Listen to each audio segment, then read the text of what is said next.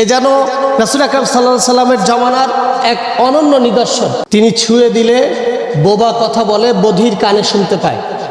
وننزل من القرآن ما هو شفاء ورحمة للمؤمنين ولا يزيد الظالمين إلا زيد بن كبعون جمالك لا إله إلا الله لا إله إلا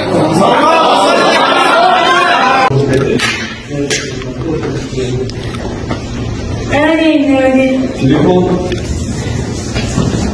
بسم الله الله أكبر ما شاء الله أكبر যিনি আল্লাহ সুবহানাহু ওয়া তাআলা পবিত্র কালামুল্লাহ যা নিদর্শন আছে তার একটি মুজিজা, কোরআনের মুজিজা এখনো তিনি উপস্থাপন করে বেড়াচ্ছেন সারা বিশ্বে। তিনি পবিত্র কালামুল্লাহ থেকে তেলাওয়াত করছেন এবং যে বোবা অর্থাৎ মুখে বলতে পারে না তার মুখে হাত দিয়ে তেলাওয়াত করছেন। আল্লাহ সুবহানাহু ওয়া তাআলার অসীম কুদরতে তিনি কথা বলা শুরু করছেন। যিনি কানে শুনতে পান না, বধির, তিনি তার কানে হাত দিয়ে তেলাওয়াত করছেন। আল্লাহ অসীম রহমতে তিনি কানে শুনতে পাচ্ছেন। শুধু তাই নয়, একজন প্রতিবন্ধী ব্যক্তিত্ব যিনি শারীরিকভাবে অক্ষম, আল্লাহ তাআলা তাকে এভাবে সৃজন করেছেন, তিনি তার হাত পা নাড়াচাড়া করে পবিত্র কালামুল্লাহ থেকে তেলাওয়াত করছেন। আল্লাহর অসীম কুদরতে তিনিও সুস্থ হয়ে যাচ্ছেন। আল্লাহু আকবার কাবীরা। এ যেন রাসূল আকরাম সাল্লাল্লাহু আলাইহি সাল্লামের জামানার এক অনন্য নিদর্শন। আপনারা অনেকে বলতে পারেন যে কোরআন তেলাওয়াত করলে কি আসলে এমনটা হওয়া সম্ভব?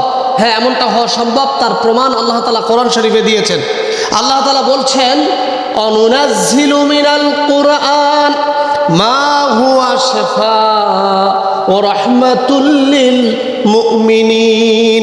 আল্লাহ তাআলা বলছেন, শোনো, এই কোরআনটা আমি তোমাদের উপরে নাজিল করেছি, তোমাদেরকে এই কোরআনের মধ্যে এমন কিছু অবতীর্ণ করে দিয়েছি যা মুমিনদের জন্য রোগ মুক্তি, যা মুমিনদের জন্য নেয়ামত, যা মুমিনদের জন্য রহমত। সুবহানাল্লাহ।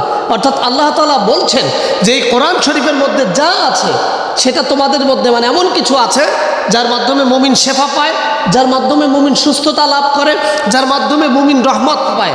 আল্লাহু আকবার কাবীরা। সেই কাজটি করে দেখাচ্ছেন ইরাকের কুর্দিস্তানের একজন সম্মানিত ডক্টর, মানে সুন্নতি ডক্টর মালা আলী। তিনি একটা ক্লিনিকে কাজ করেন, ক্লিনিকের নামও দিয়েছেন নবী ক্লিনিক।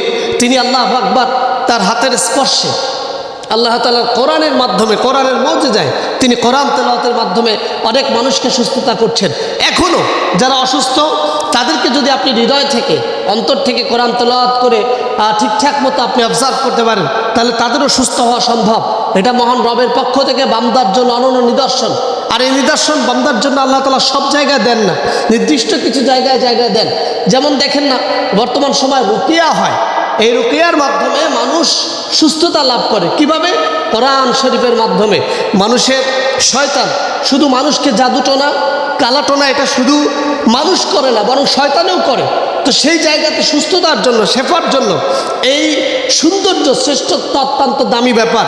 এবং আল্লাহ তাআলার অসীম কুদরতে পবিত্র কালামুল্লাহ তেলাওয়াত করলে মনের প্রশান্তি বাড়ে, শান্তির এক বার্তা হৃদয়ে তৈরি হয়। সূরা ইয়াসিন তেলাওয়াত করলে বিপদ আপদ বালা মুসিবত দূর হয়ে যায়। সূরা ওয়াকিয়া তেলাওয়াত করলে অর্থনৈতিক সমৃদ্ধিশালী হয়, মানুষ টাকার মালিক হয়ে যায়। অনেকে বলেন টাকা দিয়ে কি হবে? টাকা, মানি ইজ ভেরি ইম্পর্টেন্ট। টাকা অনেক গুরুত্বপূর্ণ ব্যাপার বর্তমান সমাজে, বর্তমান দুনিয়ায়। সেই জায়গাটাতে টাকার একটা ফাংশন তৈরি হয়। এরপরে এই কোরআন শরীফের এমন একটি আয়াত আছে যাকে বলা হয় আয়াতুল কুরসি। এই আয়াতুল কুরসি তেলাওয়াত করলে আল্লাহ তাআলা তাকেও শেফা দান করে। এক আয়াতুল কুরসির ভিতরে আল্লাহ তাআলা লক্ষ কোটি কোটি গুণ নিয়ামত দিয়ে রেখেছেন। সূরা ফাতিহার ভিতরে নিয়ামত দিয়ে রেখেছেন।